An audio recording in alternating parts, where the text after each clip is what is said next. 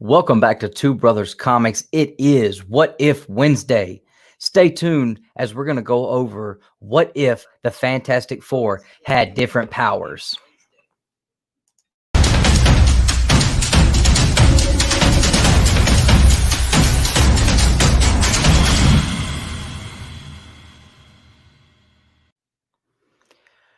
Welcome back, guys. I apologize for having audio jumping over me. Very, very unprofessional. But it is What If Wednesday, and you guys know what that means. I have a co-host with me. It is the co-host with the most. Welcome to the show, Captain Comics. How you doing, brother? Good. Howdy, mates. Hello, Good chat. deal. Hello, Dustin. How are you? I'm good, man. I'm good. I had a great day today, man. Did you get to the comic shops today, man, and pick up any books yet? Nah, I just got off work and jumped on your show. Okay. Well, I'll tell you what, man. It was a fantastic week for comic books this week. I absolutely I can't remember a week where I was this excited about the books I got, and I only got to pick up 3 today, and I'm gonna have to pick up the other ones on Friday. But I tried to make a good decision. If I'm only getting 3 today, which one should I get? And I picked up the final story arc issue for Power Rangers, which was good. I picked up Thor issue number 5, which was just fantastic. And I picked up Batman 93, which was also fantastic. And are you and Tori reading the current Batman series? Off and on. Did you get the Matina cover one? That is one that I will be picking up Friday. Yes. Yeah, that one we got our eye on. Yeah. I would say make sure she's having a good day when she reads that one, if she reads it. Make sure she's sitting down. So, but yeah, great day for comic books this week, which is awesome because next week it's a little bit on the slack side. So being able to have such a great week this week was awesome. Knowing that next week we don't get any Marvel or DC coming out at all. But hey, indie books are always great, and we do have some of those. So did you get the Joker one? Joker face one? 93? With the mask? Yeah. That's not the Matina? No, the Matina one's with Harley Quinn on the cover with a big bat. Oh, okay. Then no, I'm not getting that one. The one with the Joker mask. I'm so used to Matina doing the B covers. Right. I didn't even pay attention to that wasn't him. So actually, I don't think I've seen the Matina cover, but the one with the Joker and the skirt and he's got the mask, that's the one I'll have on Friday. All right. Yep. All right. Well, shoot, let's check out the chat real quick, and then we're gonna dive into this week's book. I'm telling you guys, stick around because What If number 6, they couldn't have picked a better title because it was fantastic. It was fantastic. I really enjoyed this one. I think this is actually going to move up to my number 2 favorite story arc book. Whoa. It's not, we still have not found one that is going to take issue number 2. What if the Hulk had Bruce Banner's brain from the beginning? That one's still in the number 1 spot for me, but this one is definitely number 2. So let's see who's in the chat. We got Some Comic Book Hunter. What is going on? Glad to see you back, man. You seem like he may have been gone for a little while, so it's good to see him back in the community. I was watching Scarpad's video the other day and saw him on there. It was good to see you. Cyborg Dad Mystery. Good to see you in here. Thanks for hanging out on What If Wednesday. If this is your first time watching the show, I hope you enjoy it. I know me and Cap always do. We've got the guy that I have dubbed Uncle Rod the Rican. What is going on, sir? It's Rod. Two Gun Pedro, the only other guy that we get to throw the finger guns to. That's it. That is it. Big Dad 138, he has become a staple of our channel here. He is showing up to everything we do and commenting on all our videos and supporting us big time. We appreciate that. Let's see. One of our oldest supporters and one of my really good buddies, Comics and Death Metal. What's up, Ryan? Me and that guy have gotten really close and gotten to be pretty good friends over the past several months. We have K. Titus Konnichiwa, all the way out in Japan. Another guy that is just all over the place, and he is absolutely just, I mean, he's on everybody's channel. He's supporting everybody. And then we have, I don't know if he's still here, but I'll do one for you. We have the Comic Jabroni, and he's always talking about Dustin doesn't have muscles, but I don't know. We may have to arm wrestle when we meet, brother. Me and him's going to be hanging out soon. Since I'm a pirate, there you go. Cannons. There you go. There you go. All right. Yeah, me and I can't wait. Me and Jabroni are trying to link up. And as soon as we get the opportunity to, the state of Georgia better watch out, because we're going to wreak havoc all over the comic shops. There might not be a book left. Wrestling match. No doubt. No doubt. I don't think there'll be a good comic book left in the state of Georgia by the time this guy leaves. He's not going to leave me anything. Let's see. For that arm wrestling. Yeah, we might sell tickets. Do that as a he can put that on his Patreon only stream. Right. All right, take a little drink. I got my Captain Cup. Look at that. There we go. Cup from the Vortex in Atlanta, an awesome restaurant. If you guys ever get out to Atlanta. All right, everybody. Oh, here we go. Hold on. We got Biggie Shaq in here. I don't know if I'm allowed to. I don't know how far in the club I'm in yet, but I'm gonna go ahead and say NWO represents. So Biggie Shaq is in here. So that's it. Good to see you, man. Glad you're hanging out. So guys, if this is your first time watching our What If show, Cap and I, we've got all the issues. We love these series, and we just, we were talking one day, and it's just like, we don't ever see a whole lot of people giving a lot of love to the What If series. And for me and him to love it as much as we did, it's like, hey, well, why don't we do a show? I said, man, you know what? That's an awesome idea. And I had been kicking around the idea with Nick, and he's like, those really aren't my thing. And literally, I think within a week or two, Cap hit me up and was talking to me about it. And I was just like, man, that was just a message from the comic book gods that we have to do it. So here we are. What that's the thing about them, Oh yeah, books. They're great books, Absolutely. And we talk about it, how awesome it is that you do get some of the canon history for some of these great books and these big key books. And then at the same time, they turn it around and screw it up. And you get to see how jacked up everything would have been if just one minor detail would have changed. Just one different. Yep. And then everything is done.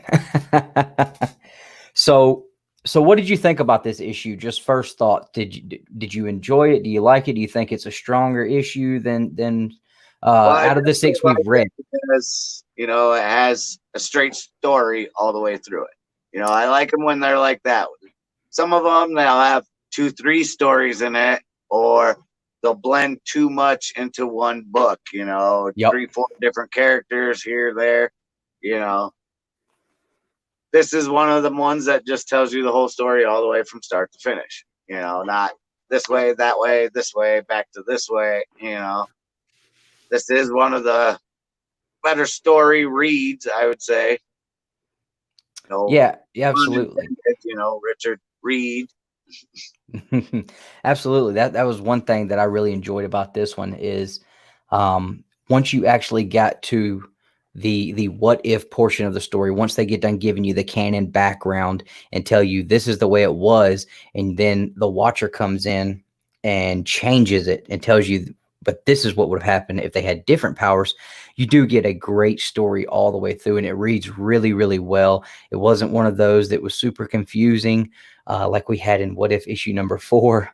And it gave you a whole different perception on what could have happened had they just had different powers. Because how often is that something you've ever thought about? I mean, the Fantastic Four have been staples in the Marvel universe since the beginning. They were the beginning, in Marvel pretty much. So how often do you really think about them having any power other than what they already have?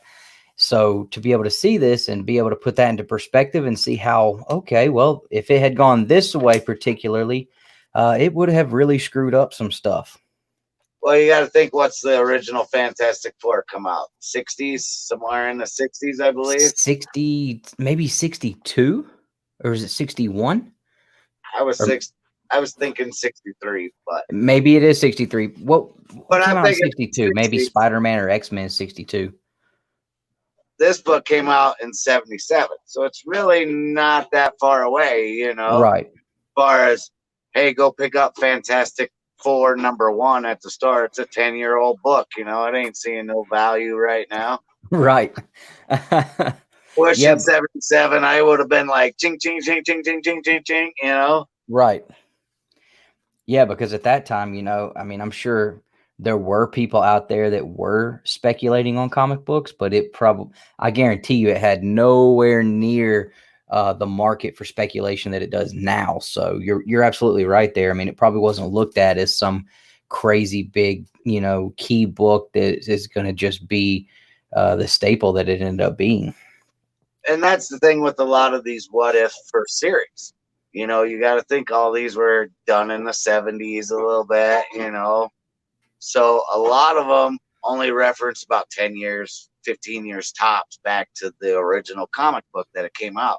So it's more fresh in these, because not everybody can afford a Fantastic #1, 2, 3, or 4, or 5, But it references back to it, and that's what I like about a lot of these what ifs. Yeah, absolutely. Absolutely agree 100%. Some stories are very good, just like, oh, come on. But it is a what if. Right. Right. It still gives you that different, that different opinion of how it would have went. And there's several, according to the Watcher, there's several hundred thousands of different universes where this is just one small look into what could have happened. So there's alternate universes that we have never even seen. So who knows? Right. Are you ready? Yeah, let's jump into it, man. So right off the bat in the beginning, we start out with the canon part of Fantastic Four, issue #1, where we see that Reed Richards, Ben Grimm, Susan Storm, and Johnny Storm have decided, or well, they didn't decide. Pretty much Reed Richards is just alarmed. He's like, we have to go now. Now is the time. And, he says, we're going to go into space right now without our clearance that we need because we have to beat the Soviets. That's the big thing, which if you think about the time that this was going on, it makes a lot of sense. So seeing that they are, in a race, it's the race to space to beat the Soviets. They jump into their spacecraft and they are basically impaled by these rays, these cosmic rays. Now they have prepared the spacecraft as much as they could to prevent any issues, but we find out that, they probably should have made the steel just a little thicker. And I think he even mentions that there. So, of course, the spacecraft goes down and our heroes emerge and we start to see the transformations. Ben Grimm is obviously I think Ben was the first one, right? Or was it Johnny, the first one that changed? No, Sue. Sue changed first. That's right. Her legs disappeared. Right. So we start seeing, Sue becoming the Invisible Woman. And then we see Ben Grimm start to turn into the Thing. And he starts just going berserk, starts losing it. And then just out of nowhere, Reed Richards is wrapping him up like a pretzel, literally. And just kind of instinctively, he at this point didn't even have an idea that he could do this. It was just all instinct. Wraps Ben up. And next thing we see is Johnny just burst into flames. And he just, and then, flying. So you know, you get some really great panels here. And this is actually a trade paperback. And, you know, so it's really cool to be able to see these panels if you've never been able to read Fantastic Four issue number 1. Really, really cool panels there, especially the one with Ben turning. I like the bit of orange just kind of cracking through the middle of his face there is really, really cool. Right. Starts with his face up. Yep. Yeah, and you can just kind of see it. It's like almost pushing itself out through his skin, man. That's awesome. That they could make, if they do the Fantastic Four movie in the Marvel Universe, that scene could be made so awesome, in my opinion. I think that could be like the scene of the movie. But in the comic books here, you know, his eyebrows just like one giant. Right. Right. Just this big rock-a-brow all the way across his face. But on the next page with the Watcher, you know, and he's saying, you know, this is how they got their powers. This is how they became the Fantastic Four. Mm-hmm. Or it changes. And here my Watcher has like a huge melon. And then the next page he has like a tiny head with squinty eyes. I'm just like, okay. For those of you just tuning in for the first time, Cap is all about critiquing the Watcher. That is his guy that he pays attention to in these series, and he's different in every book. Sometimes he's different panel to panel, as you see in this one. Right. He could be all hulked out in one, and then all skinny and like big brained in one. Right. Full eyes. He'll have white eyes, then he'll have eyeballs. Yeah, absolutely. You know, he might have some big jacked arms and legs, and then a beer belly in some of them. I mean, you know? Looking like a man. Guy. Yeah, absolutely. But as a narrator, you know, you figure that they would at least pay more attention to him as being your narrator of the story. Right. Absolutely. Who dat? What is up, man? He says, hello, Cap. And let's see. I saw Agu Ramos popped in here, and I also saw Mark Napa. What is going on, guys? Thanks for hanging out. So the Watcher steps in and starts to give us this alternate timeline, this alternate universe. So everything is the same all the way up until the point where we get our first change. And our first change in this timeline is not Sue Storm. It is Ben. Ben Grimm makes the first change. And he doesn't turn into the Thing. He turns into something else, completely different. And when I saw this, I was like, wow, I did not see that one coming at all. That was just 100% surprising to me that that's the route they went with it. So what'd you think? Well, he's fighting the pain. You know, I thought at first, you know, maybe it was the wreck, you know, because they crash, you know, and everybody all of a sudden, you know, and I was thinking, oh, okay, maybe he's got some kind of pain. That's all I'm not a wimp. I can take the pain. And then, boom, comes big old wings out of him. You're like, whoa, it's not the Thing that I think of. Yeah. So Ben developed, he has these humongous wings just break through the skin of his back. And then he's just flying around all over the place. You know, Ben Grimm is just, you know, loose and just flying all over the place. And that is just the craziest thing to me. And, you know, he says, you know, I've got these wings, and they're similar to both a dragon and a fly, which foreshadows something a little later on. And I kind of picked up on that when I first read it. Right. And so he comes back down, and Sue is like, you know, worried. She embraces him. And then all of a sudden we get our second change. And our second change kind of goes along the same route as the original, the actual Fantastic Four, where the next guy that changes is Johnny Storm. And we see that his skin starts to turn to metal, and he just kind of starts to burst out of his clothes. And just like Ben Grimm, when he turned into the Thing, Johnny goes absolutely berserk out of nowhere, which pulls out our next change, which is Sue Storm, who instinctively just does exactly like Reed Richards did in the original, and she just wraps him up like a pretzel. And, you know, to this point, she had no idea that she was, you know, elastic, Elastic Girl, she just wraps him up, and so they're able to contain Johnny at this point.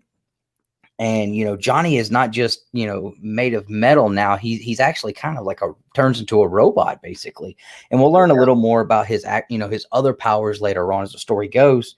But yeah, so she contains Johnny, and Ben and Johnny and Susan, now they're okay, everything's cool, and they realize, wait a second, someone's missing.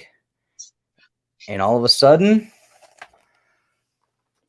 kaboom. The spacecraft explodes. Now, the spacecraft explodes, and Reed Richards is still inside. So, of course, they're worried at this point. They don't know what's happened, and all of a sudden, they all start to hear a voice in their head talking to them and calling out to them, and it leads them over to this big crater that is left in the ground where the spacecraft exploded. And this voice is now basically using mind control over Ben, and they come to find out that it is actually just this brain. It's just a brain sitting there, no body. It's just literally, let's see, there you go, right there. That's what they see, is this brain, and this brain it takes control of Ben Grimm's mind and has him come over and pick him up, and then basically reveals himself to be Reed Richards. So let's talk about these powers. Four now. Yeah, so there's your Fantastic Four. Let's take a second. Here's a panel here, a full page spread. This is your Fantastic Four now, guys. You have Ben Grimm with these big wings. You have Susan Storm, who is now Elastic Girl, basically. Johnny is a metal robot man, and Reed Richards is just this big brain, no body. That's it. Let's just talk about for just a second about these powers that these guys have and how wild this is. Yeah. Wow. Like, I understand the whole big brain thing, Reed Richards is one of the smartest men in comic books, or if not the, yeah. Right. He's up there with Professor X, they're all, top 5. Oh yeah. Oh yeah. Bad guys, good guys, he's got to be one of the top 5 brains. Oh yeah. To turn him into a brain, is just kind of oddballish for one. Mm-hmm.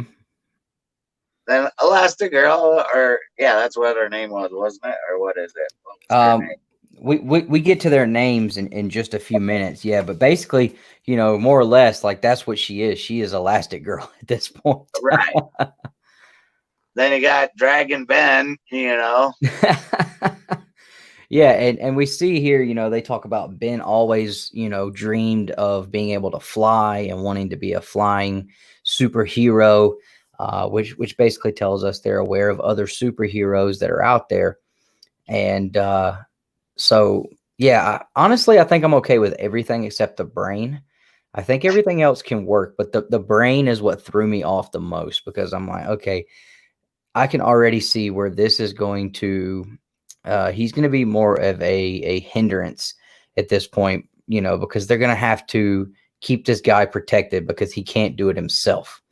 Right. And that'll actually come to fruition also in this story. So yeah, absolutely. That's the other thing, you go battle, your greatest foes. Here comes a floating brain. You're like, dude, I could just punch you. Like right. The Hulk, just smash brain. Something like that. You're just like, ooh, this battle gonna go on here. Right. Absolutely. And the biggest thing he can do is communicate telepathically, and basically, he can use mind control over you, which he promised not to do to Ben anymore, because Ben kind of got a little upset about that.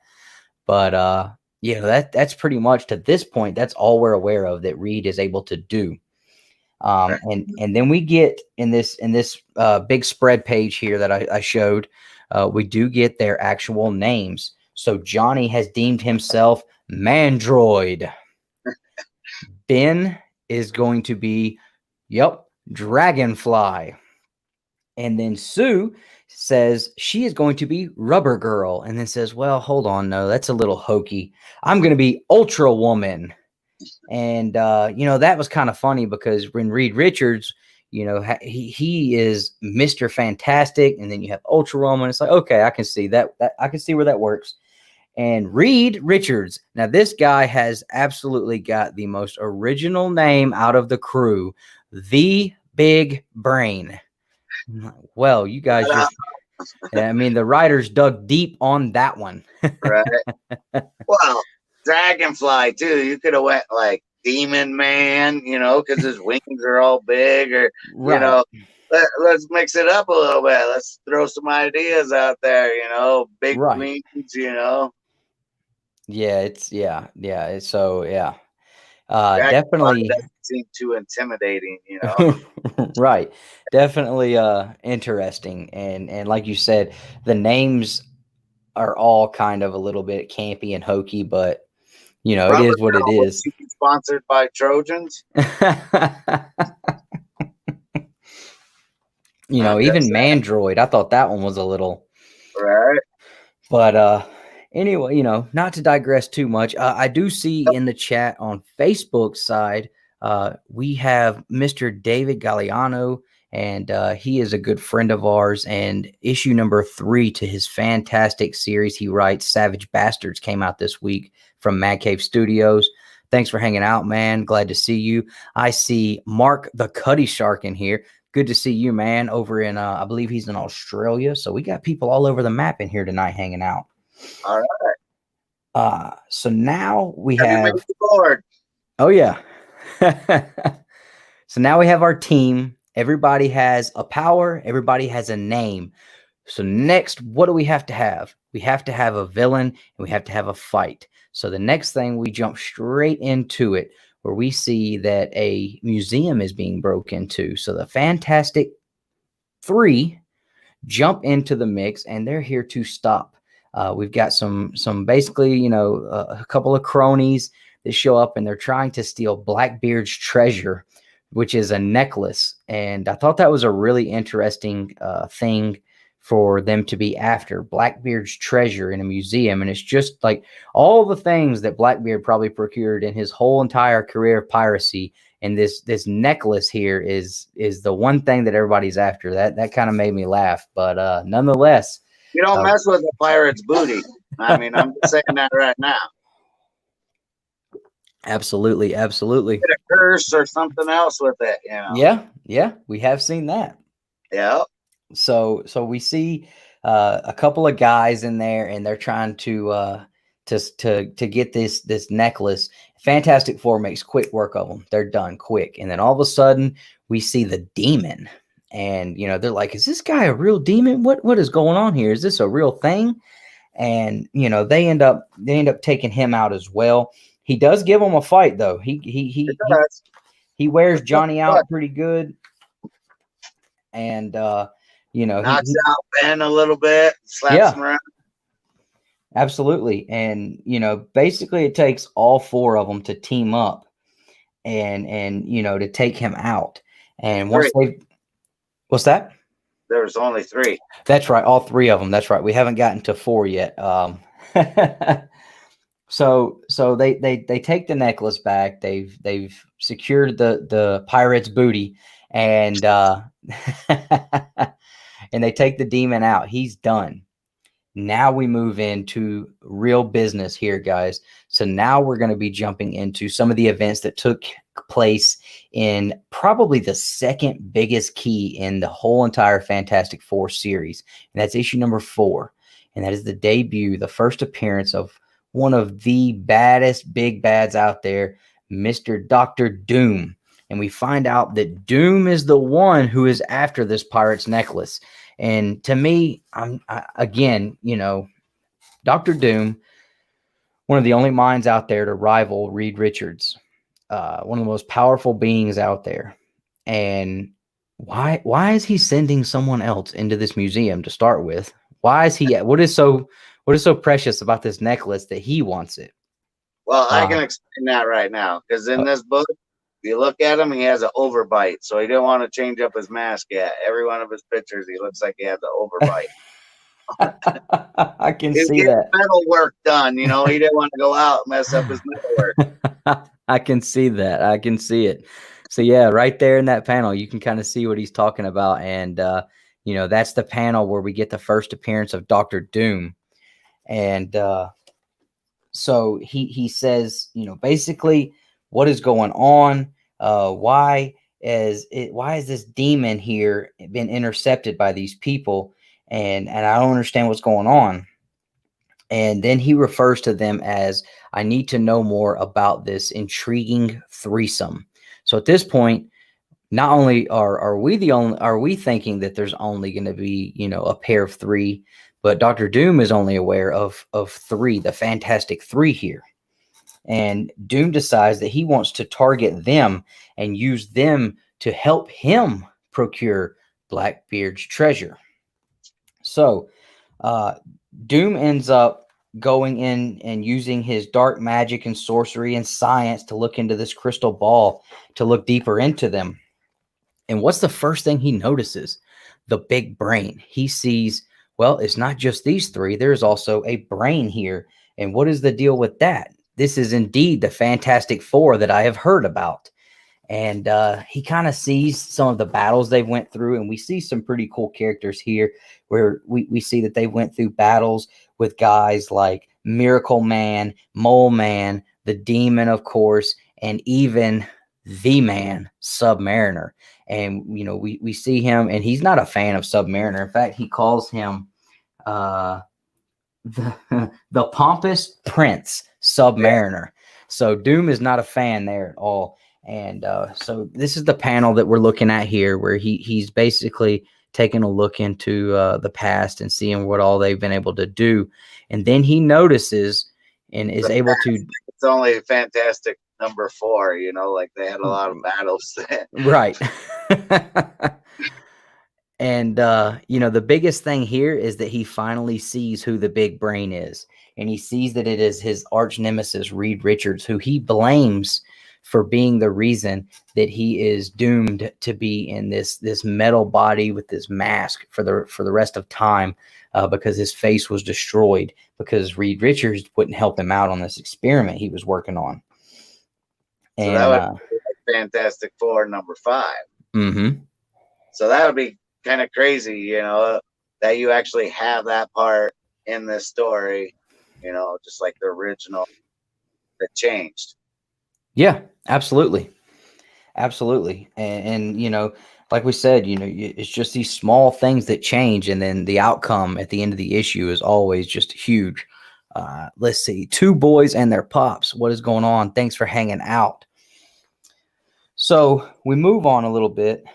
After he finds out it is Reed Richards, and after he stops demolishing his living room and throwing chairs and stuff all over the place, he calms down a little bit and he thinks about it. And he's like, wait a second.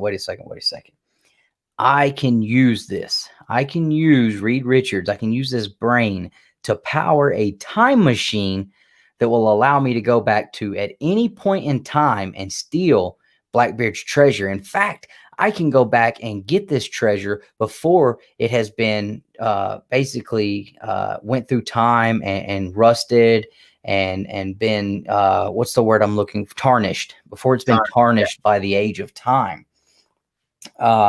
So you're kind of starting to get a little bit of a feel of where this storyline is going to go here. And so at that point, Doom goes to work. And that's all we see of Doom for a few minutes. And then we get over to kind of like the everyday life of the other 3. And this is where we kind of start to see changes in these individual characters and their attitudes and how they react to everyday life, because we know Ben is not a people person per se. And so that hasn't really changed. People are, you know, pulling on his wings and wanting to touch him, and he's not a real big fan of groupies. So he Which is basically, funny because if you think about the original one, you know, he's all rock and everybody's all afraid of him and wants to run away, you know, or, ooh, great, oh, big rock guy, oh, I'm running away. This guy with the dragon wings, everybody wants to touch him, and, you know, it's yeah, kind of opposite world. I think I'd be a lot less afraid of the rock guy than I would with the dude having the dragon wings coming out of his back that, you know, stretch out about 8 to 10 feet tall. Right. So yeah, he just basically just shoots out of there. He's like, nope, I can't take this. I'm done. I can fight bad guys all day long.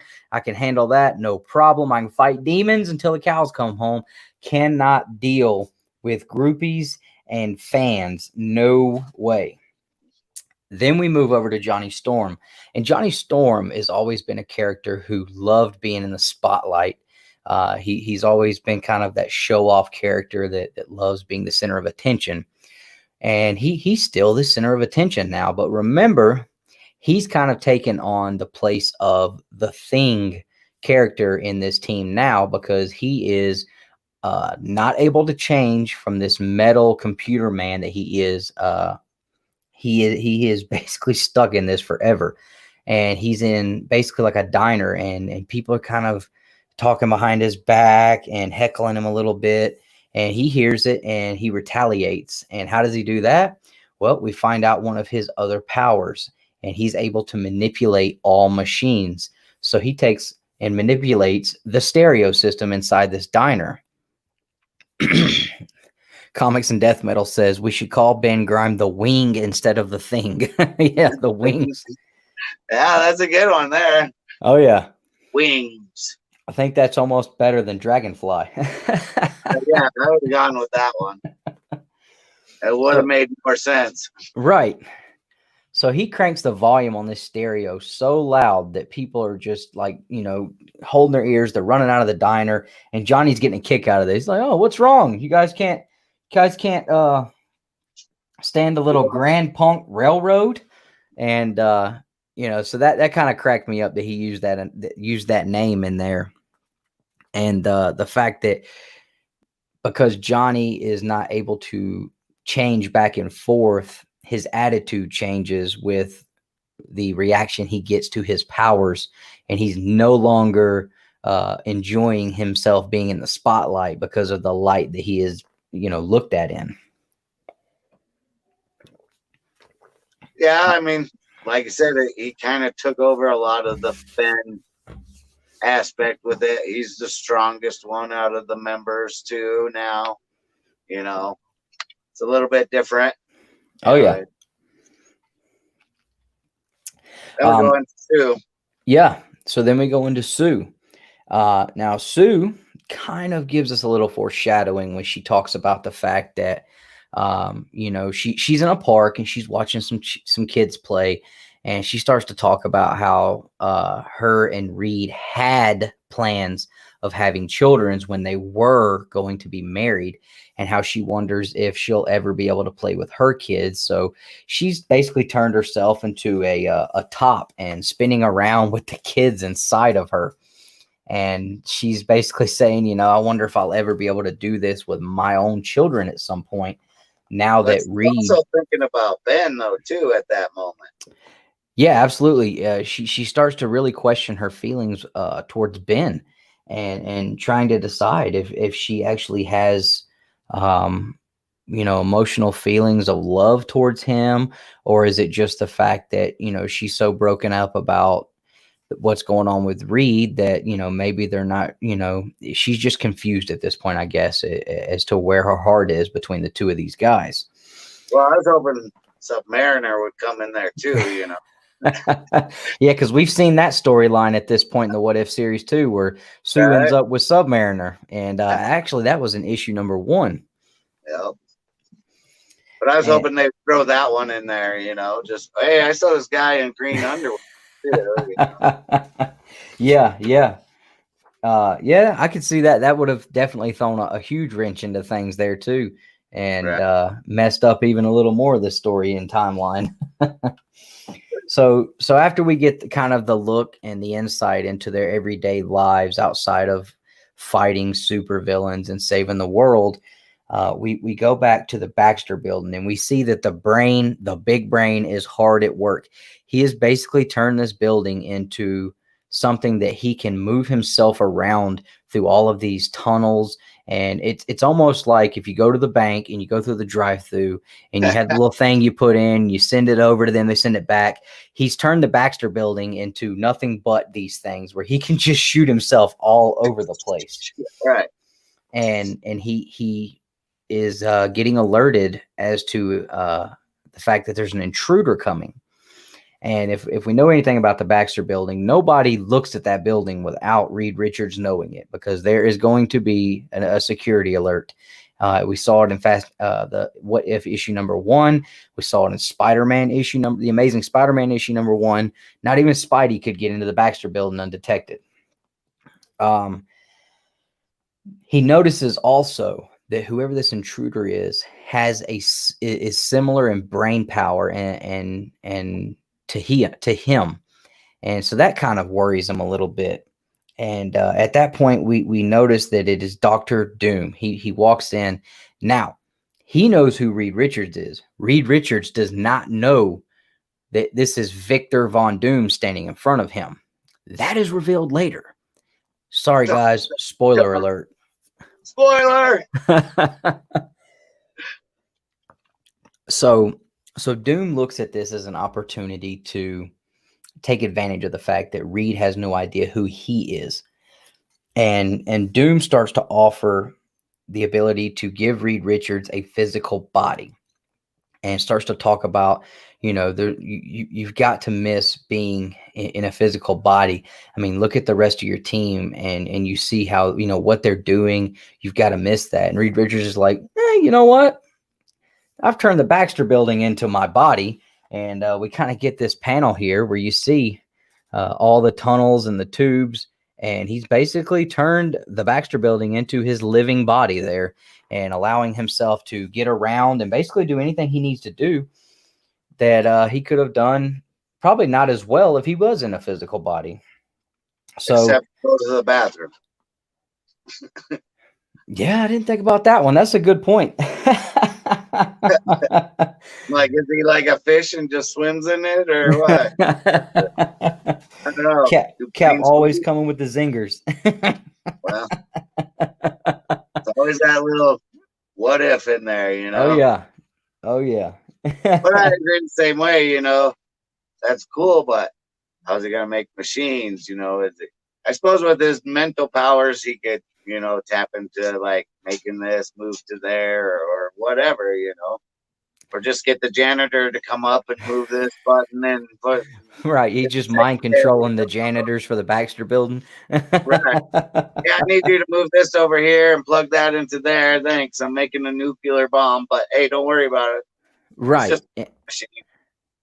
And we don't really get into a whole lot of like exactly how he does it, but I mean, he's transformed this entire building into pretty much a living organism for himself.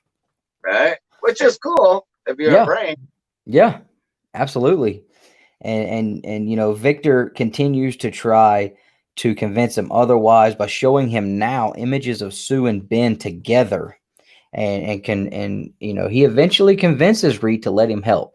I think seeing the growing love and relationship between Ben and Sue was just enough to push him over the edge, because out of everything that's happened, that is the one thing that has really, really, I think, messed with Reed Richards' mind, even such a great mind that he has. Just the thought of losing the love of his life was just enough to push him over the edge and say, you know what? I don't even know who you are, guy. Let's do it, though. Right. It's just like the simple pleasures of life is what you want, right? That's exactly what he said. It's just, okay, I'm aboard. Yep. And so I'm not even talking to my team about this. I'm just jumping on board. Somebody broke in here and I'm jumping on board. Yeah, and that's the other thing. Like, he just decides without consulting with the rest of the team. And, he's supposed to be, the basically at this point, the mentor, the guy that is, leading them at this point. And he's just going to take it upon himself to put himself and his team at a disadvantage here. What if this goes wrongly? So Victor obviously looks at him. Dr. Doom looks at him. He's like, all right, so you're ready to go. Cool. How do we get you out of here? So what happens? One of those little bank tubes shoots out. Boop. And he throws himself right in there. Here you go. Just pick me up. Put me in the airplane. Let's go. All right. What's up, Chaos? So it's funny, and I think there is a panel here that even shows you guys. Yeah. So right here, like I said, it's nothing more than basically one of the tubes at the bank up here in the corner. Right here is exactly what it looks like. If I can get my finger, you guys see it. So he puts him in that, and he puts him on the plane. And just before they're about to take off, here comes Mandroid. After being upset and being, Ben and Susan basically kind of was like, hey, man, three's a crowd. Why don't you? And so he's like, all right, whatever. I get the hint. And Get out here, little brother. Right. He's like, I need to go oil my elbow anyway. I got a joint that's starting to ache me up real bad. And then Ben Grimm tells him, and this made me laugh when Ben tells him, he yells at him across the street, yeah, why don't you go inside and give yourself a lube job? Yeah. And that cracked me up. That was good. And Ben Grimm's always, that's one thing they did keep here is his wittiness and his comedy, because Ben's always had that.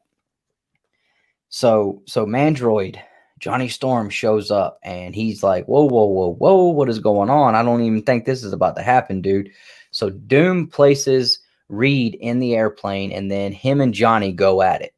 Well, Reed decides, hold on, maybe I need to help out a little bit. Well, he can't do anything. His telepathic powers have been disabled thanks to the airplane, or the aircraft that Doom has put him in. It's got this electric force field shield thing that has completely left Reed Richards powerless at this point to help. All he can do is sit and watch Johnny absolutely just get annihilated by Dr. Doom. Here's my what if question right now. Okay. You're sitting there watching. Do you watch through a brain? Like, there's no eyeballs. Like, is it like mentally he's just seeing them fight, or Yeah, I don't know. I didn't even question that part. And now you're making me, buddy. What part where you can't see, you can't lift a finger to help me fight Dr. Doom? Are you gonna send me some brain waves? Teach me kung fu real quick. Yeah, that's a good point to bring up. I'm not sure how he does that. Must be all power, big brain. I mean, he's got telepathic powers, and he's able to do mind control. So I guess we can just assume, I don't know, maybe he's got visions or something. He's able to see it through visions. Right. Put my brain wave out there, have it come back.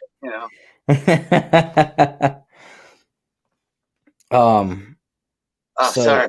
Oh, you're good, man. You're good. No problem. So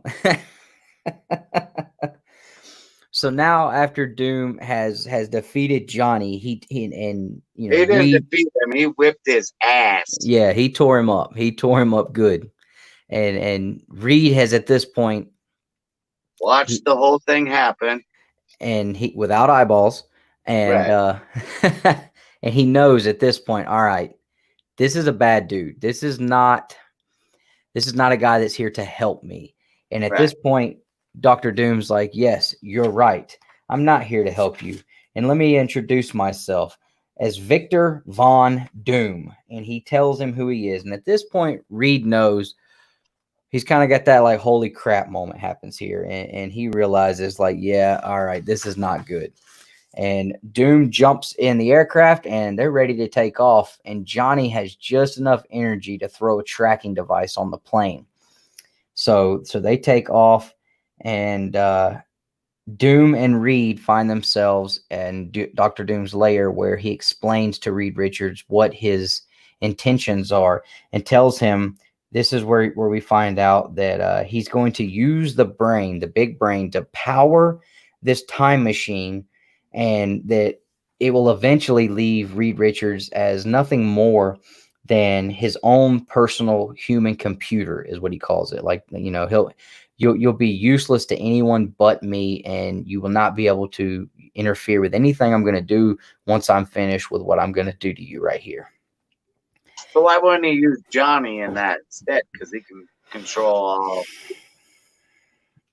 Yeah. I was like, I didn't think about that either. That's a good point, considering he can control all machines.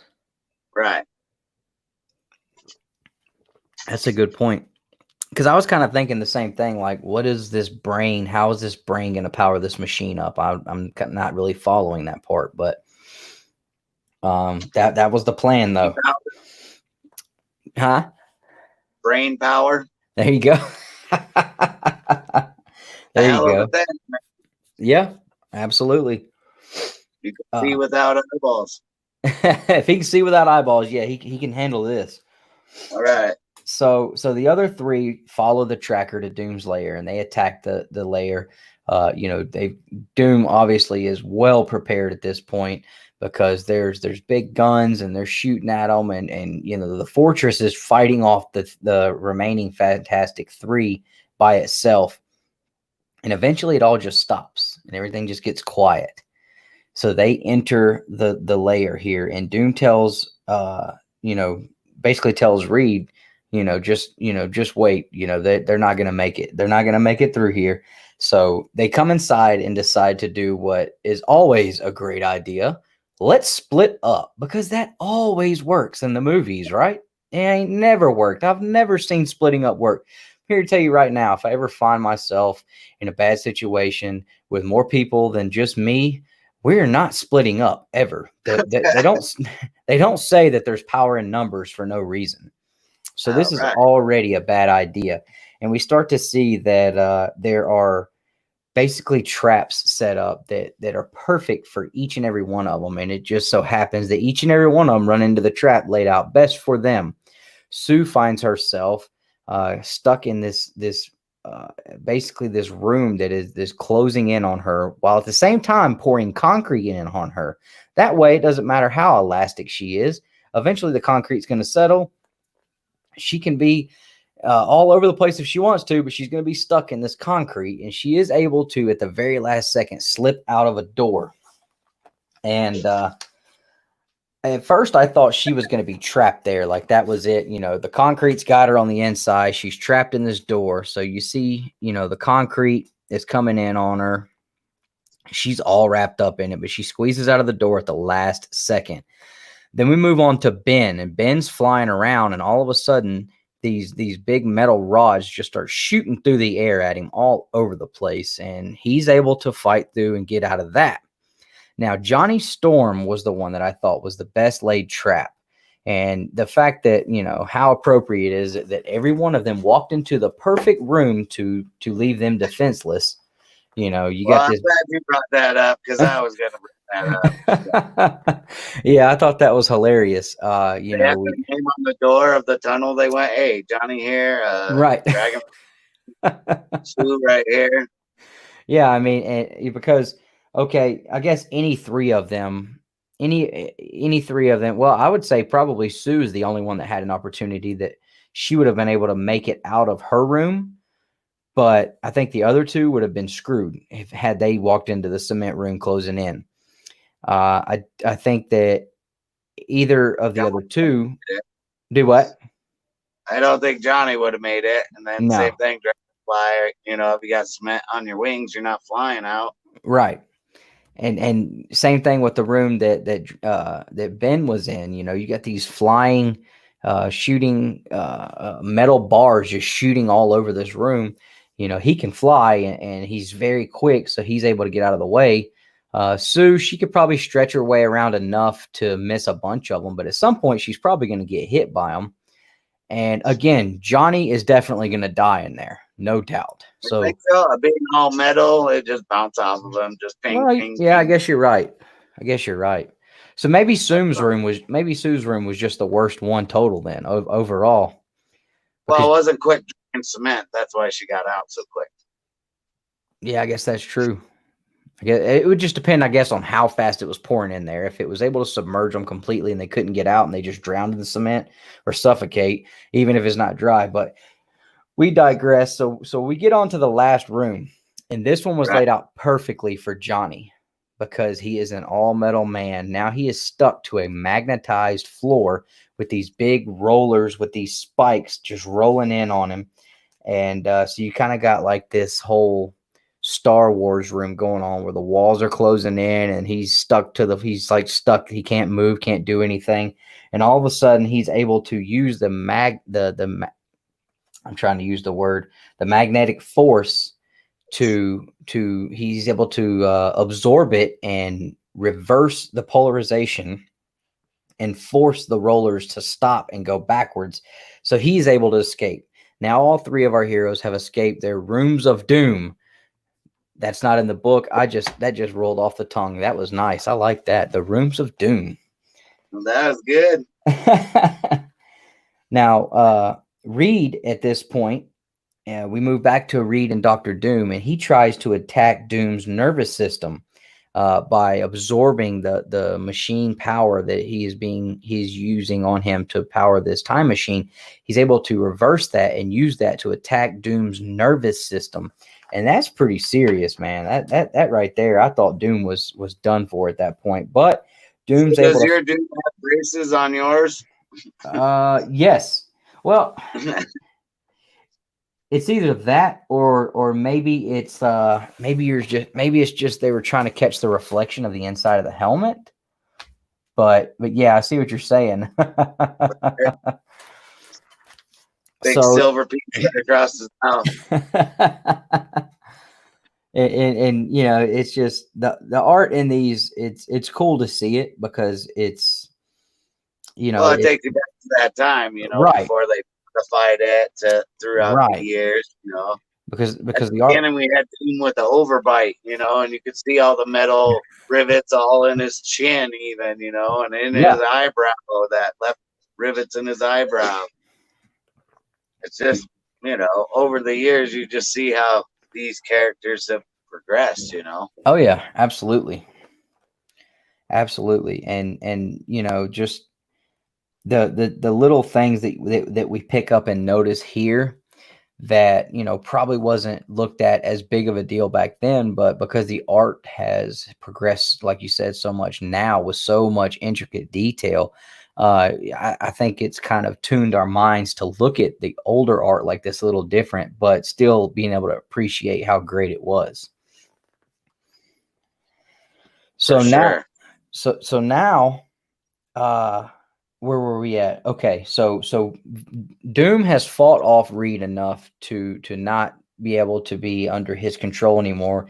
And then at that time, here comes the Fantastic Three, and Johnny is just busting through the door, and here comes all the guys. And friggin' Ben Grimm, it says, look at all of King Arthur type. Look at all these King Arthur type weapons laying around. I'm going to take Dr. Doom out with this mace. So he's got this big mace hammer here that he thinks he's going to take out Doom with. And that does not go his way because, come on, this is Dr. Doom. If he's able to build this whole building to attack you guys, do you really think I'm going to be taken out by something that's probably another 150 years older than we are? I don't think so. So, right. It's a decoration on the wall. Right. Right. Even Dr. Doom, you know, has his own interior decorator, and they have to come in and kind of give it that kind of dark medieval feel. Right. So he slaps Ben Grimm around pretty good, and Ben's gone. Then here come the other two. Doing Johnny. Dun, dun, dun. Yeah, Johnny comes in, he throws Johnny, and Sue catches him. And it's basically the three of these guys just basically catching themselves and helping each other out after Doom takes them out one at a time. Doom shoots Ben with this laser gun and takes him out. And then we get into the really cool fight between Doom and Johnny. And this was a really, really cool part here because these two were both basically advanced type metal men at this point. And both of, you know, Johnny, his is not as much a suit as it is his body now. But Dr. Doom's suit is filled with, you know, magic and it's all of this super technology going on. And so they're having this big fight. And all of a sudden, They meet fist to fist, and it creates this big, cool explosion scene here. And you see down here, oh, right there, Johnny loses an arm, and then Dr. Doom loses one of the sleeves off of his suit. So now his suit has been compromised, and his armor being gone right there kind of leaves him vulnerable. And not enough. Human hand. What's that? It shows his human hand. Right. So and we see the difference between them, because you can also see here, Johnny, he's got wires coming out of where his arm is missing in that bottom panel there. So you see the difference between the form that Johnny is in and the fact that Doom is actually in just a suit, which means that Johnny's probably a little banged up more than Doom is, and Doom still has enough power in his suit to take Johnny out. Zap him out. And yeah, absolutely. He tells him, yeah, my suit's compromised, but I've still got enough left to handle you, youngin. So he takes him out. Now we have no Ben. Now we have no Johnny. Here comes the kicker, because Sue gets in here. And I don't know how something like this would hold up now, but this was a pretty graphic scene. I mean, he is absolutely just manhandling Sue, and he is literally slapping her around. And that's where the term bitch slapping comes in. He even says it in there too. I can defeat you with my bare slap or something like that. Bare hand. Yeah. He says, what was the actual? I despise raising my hand against a woman, but she's left me no choice. And every time he hits her, you can see down here, Reed Richards is just getting more and more infuriated. And basically, he is he's building up power. He's just backhanding her, slapping her. Yeah. The last, it's just straight on punch right to the face, Oh, yeah. He's like grabs her hand and wow, right in the back of the head. Right. Yeah, that was crazy. I mean, domestic abuse was very heavy in these panels. This is my thing right here with this panel, right? She can, they can always wrap around the thing or dragon wing and stop them. She couldn't stop that at all, or wrap around his feet, or, I just stand here and take it because that's the kind of hero I am, I'm like, what? This girl could probably defeat him. Reed Richards has defeated Dr. Doom a couple times by himself. Yeah. Was it because of the elastic or because of the brain power? It's 50-50 sometimes. But yeah, that's a good point, because she's all we've seen her do this whole time is just wrapping people up and having their way with them. Right. So, but no guys touched her, no bad guys touched her at any other scene, but here he comes in. Come here. Yeah. You're done. Takes her out. So this call Reed get pissed off watching the whole thing. He's watching with just checking that all out, man, getting mad.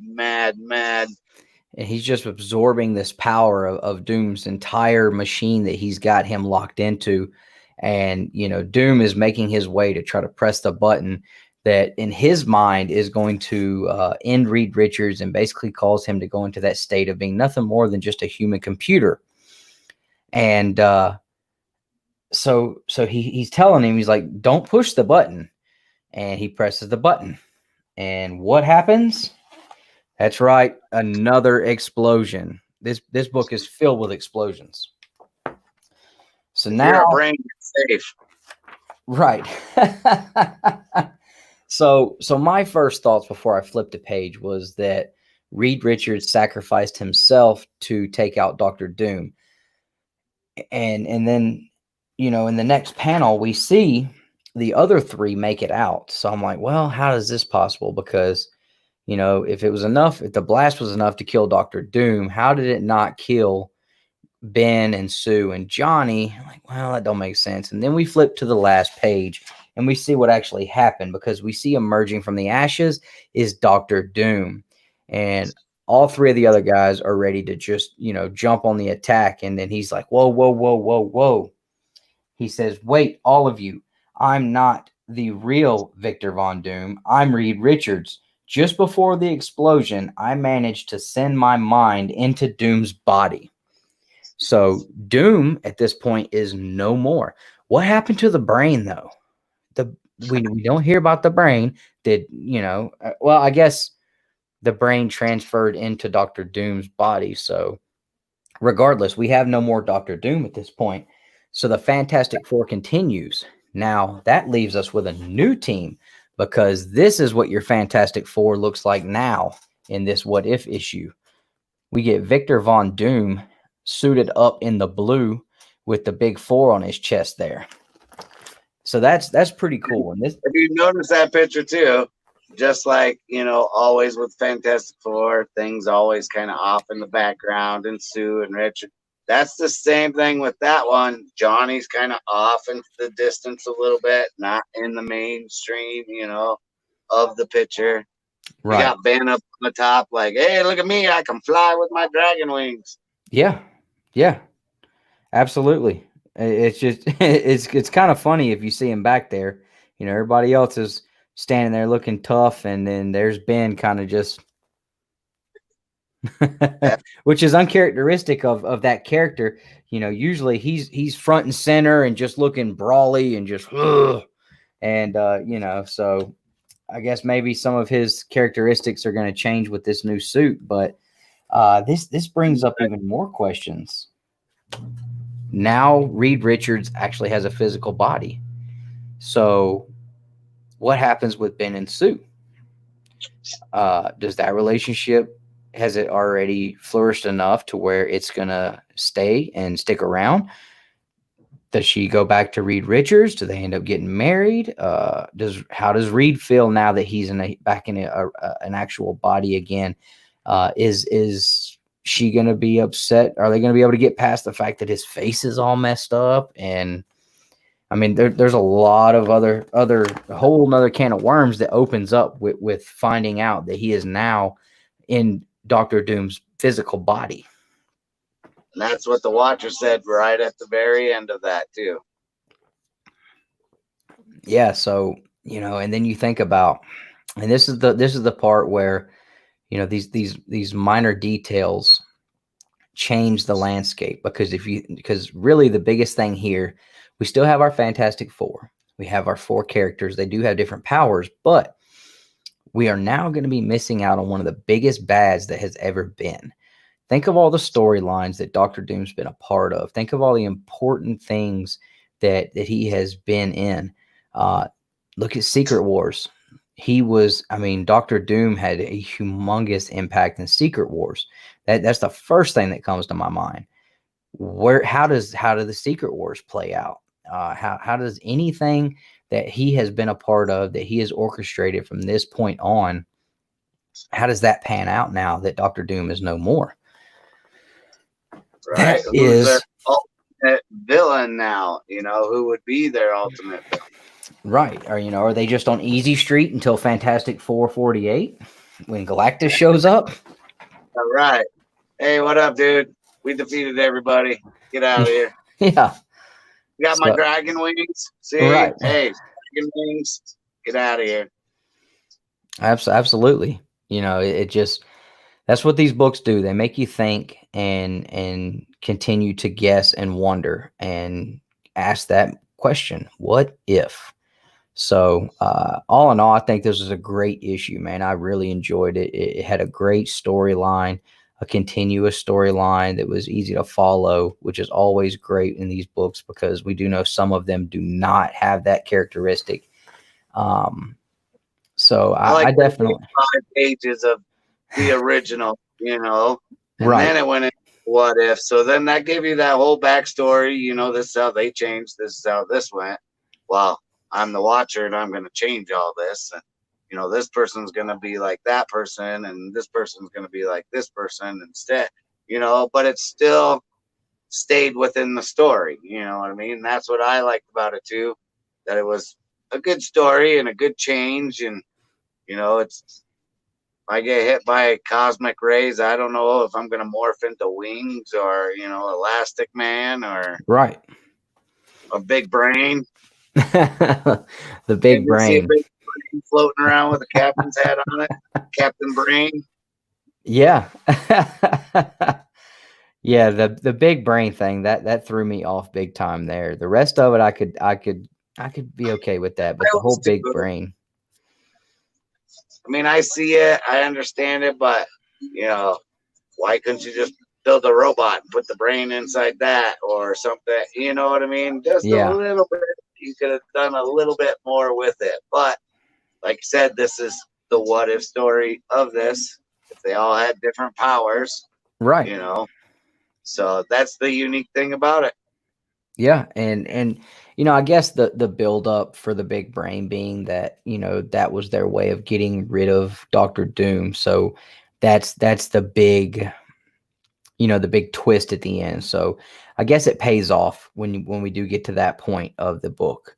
And so They reference Fantastic Four and 5 in this issue, you know. I don't have one. Do you have one? what's 4 that? or 5? Fantastic 4 or 5. No. Right. The lowest issue I have is 112. Well, that's still a good number. Oh yeah. But to look back on, you know, because it only showed brief things of issue 4 and 5 of the original Fantastic Four. Oh yeah. You know, at that era, I wonder if it was like $25 for issue Fantastic Four or whatever it was, $7. You know, who knows back at that time. Yeah. But I my mean, whole thing is, you know, they reference to these old stories like we can just go out and read that comic book, you know, like nothing. You know, oh, that was 10 years ago. Just pick that up and read it now. Now we're going over these stories in 2000, you know, and we're like, hey, look at the drawings. Look at this. This is how they drew things. They slapped around women here or there that were rubber women, you know. It's that era, and that's what makes it so unique to me is, you know, the way that they wrote, the way that the panels would go. You know, there was 4 explosions in this one. We've been in what, 10 explosions on one comic book alone. I think that Captain yeah. America one was like 10 explosions through Yeah. the whole thing. Boom, somebody died, blow it up. Boom, somebody died, blow it up. You know, if it's raining in this one, you don't get blown up. You know, Right. Yeah, and you know, the fact that we have so many things that we question too. Um so that's one thing I guess with the what if books is, you know, in our minds now with the I guess with what seems like to like the issue of Thor that just came out, the build up for what we saw to in issue 5 of Thor, and just the mind games that it seemed like Donny Cates was playing with us to get to that point. And you think about how genius what he's doing is, and then you read something like this and it's like there's so many things that you can question, this and that. The whole style of writing has definitely, you can definitely see the change. Absolutely. It's a lot more intricate now. It's a lot more in depth. There's a lot of things now where it's like, if you don't have the last, you know, 50 issues worth of history stored in your brain, you're not going to be able to jump on and understand what's going on.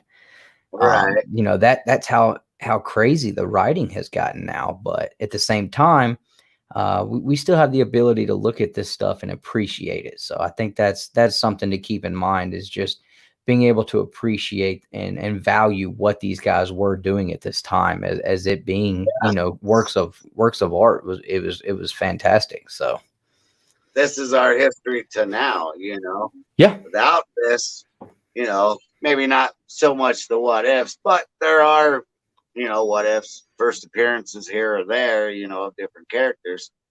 But without the what ifs or, you know, the writing that was in this, we wouldn't have where we're at today. yeah, We even got to think in the 90s, you know, with all the X-Men and, you know, comic books like that.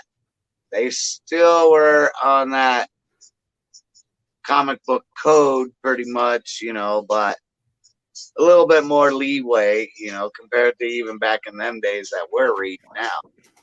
Yeah, absolutely. Yeah, Nowadays, you definitely. can build anything up and say, hey, man, this next issue is going to have the biggest, baddest, most craziest bad guy ever, and he's only 3 inches tall, you know, but must Yeah. have a brain. Absolutely. Absolutely. But that's our enjoyment out of comic books. That's what gives it to us, you know. It's that fantasy world. It's that, you know, take me away from something else, make me think of something else, make my brain actually work for a minute, you know. Yeah, no doubt, man. No doubt. So where do you rank this one? Do you agree that this was a pretty good issue? Out of the 6 we've read, one of the stronger issues. Yeah, definitely one of the stronger issues. 1 and 2 are probably my favorite. 2 is definitely my favorite. 1's right there with the whole Spider-Man, you know. Mm-hmm. This one I would have to rank at least 3 or 4 right in there. You know, it is a good story. It went all the way through. It explained it right at the beginning, and then it explained what story they're gonna go with. You know, this is the what if part of it.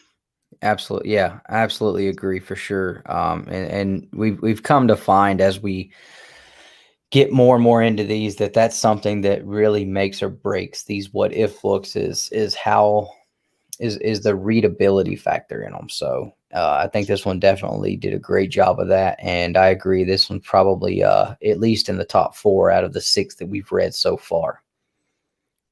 Oh yeah, like I said, I like that continued on. And you know, the characters are Fantastic Four, and that's what they gave at the beginning of it. So, and then they went, hey, we're gonna mix this up and do it our way here. This personality with that person, and you know, they're always a what if with these books. Yeah. Yep. And next week, we're going to jump into the next one, which is going to be issue number 7. Oh, there you go. What if someone else besides Spider-Man had been bitten by the radioactive spider? And I already have a bone to pick with this issue because if anybody else had been bitten, they would be Spider-Man. So I would have thought the title should read, What if anybody besides Peter Parker had been bitten? But we'll get into that next week. Right.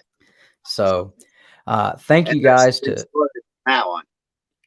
Oh yeah, yes, that's right. You're correct, sir. That is we do get 3 different stories because we will see 3 different characters that will carry on that radioactive spider bite, turning them into the Spider-Man. So that one should be a fun one. To everybody who's been hanging out with us tonight and watching, we appreciate you guys. To everyone on the replay, thank you as well. We do this every Wednesday. It is What If Wednesday every week. We are going through this series and we are having a lot of fun, and we appreciate you guys hanging out. Cap, you got anything, man, you want to add? Thank you everybody for joining us. Hope there was a lot of people chatting in the chat. Tell your friends, come on over for Wednesday. Everybody has a poll list on Wednesday, but there's What If Wednesday, something different, break it up.